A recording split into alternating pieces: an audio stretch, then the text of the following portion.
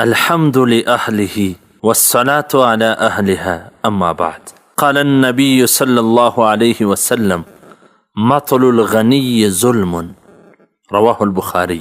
د نبی کریم صلی الله علیه وسلم فرمان دی چې څوک پور واخی او بیا پور نور کوي، حال دا چې پیسې پیدا کړي وي پر نن او پر سبا باندې کوي، نو دا ظلم دی. اول ورلی خپل ضرورتونه حاجتونه هغه ته پیش کړه چې ماته یو دومره روپۍ راکړه، داسې راته ضرورت دی، داسې مجبوري ده، داسې حاجت دی، 2 ورځې پسې در کوم، 3 ورځې پسې در کوم، په خپل یې دله راوړم، خوله کږه کږه ورته کوي. نو چې کله هغه د خپلې سرمایې څه ده ته پور ورکړي، وروسته دی پیسې پیدا کړي، خو بیا هم هغه ته نه ورکوي. هغه غریب بیا په ده پسې داسې منډې وهي لکه د ده څه چې سوال کوي یا فکر پر کوي، خپلې پیسې ځینې حقي او دی یې نه ورکوي. نو نبي علیه الصلاة وسلام فرمایي چې دا ظلم دی. هغه ستا سره احسان وکړي، تا ته ګټه در ورسوله، خپله سرمایه کنډم کړه، تا ته پیسې درکړې، نو تا ته پکار دا ده چې ته د هغه د دې احسان د دې نیکۍ بدله په نیکي سره ورکړې چې څنګه دې پیسې پیدا کړې، د هر کار څه مخکې اول د پور ور ورسوې.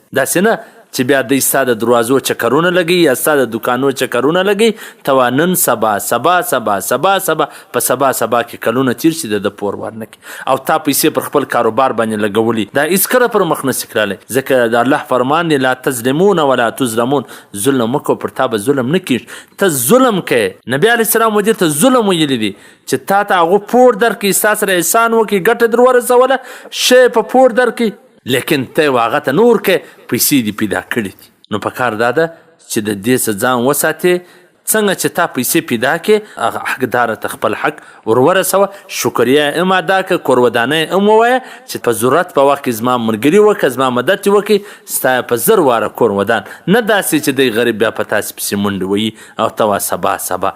ابن الحسن عباسي لیکلي دي په متاع وقت کاروان علم کې، وایي په سبا پسې زه ډېر وګرځېدم، ما سبا نه کې پیدا، هر سړي له چې ورته سبا راسه سبا راسه سبا راسه سبا راسه، په سبا سبا کې کلونه تیر شي سبا نسي را، نو په هغه نامعلومه سبا پسې مزه د دا سړي حق ورکه. والسلام. قدرمنو اوریدونکو، تاسو د محترم الحاج مولوي عبدالرحمن صميم صاحب و سهارني نبوي حدیث ته غوږ واست.